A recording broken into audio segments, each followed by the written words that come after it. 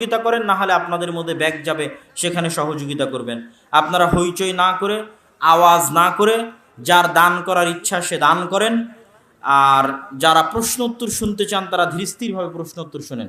আমি সবাইকে 10 টাকা হলেও উক্ত কাজেও শরিক হওয়ার জন্য আহ্বান জানাচ্ছি। আমাদের মসজিদের ইমাম বলেছেন বেদাত বলতে কিছু নেই, নাউজুবিল্লাহ মিন যালিক। আল্লাহ রাসূল যেখানে বলেছে বেদাত শব্দ, আয়েশা রাদিয়াল্লাহু তাআলা আনহার হাদিস, বুখারীর হাদিস, সেখানে ইমাম সাহেব কেমনে বলে বেদাত বলতে কিছু নেই? ইমাম সাহেবের কি বাপের পৈতৃক সম্পত্তি দিন? মেয়েরা হায়েজ অবস্থায় কোরআন পড়তে পারবে কি?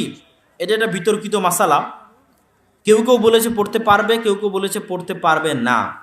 যারা বলেছে পড়তে পারবে তাদের দলিল কি? তাদের দলিল হচ্ছে মুমিন কোনো সময় অপবিত্র, প্রকৃত অর্থে অপবিত্র হয় না। একমাত্র যারা মুশরিক কাফের তারা প্রকৃত অর্থে অপবিত্র।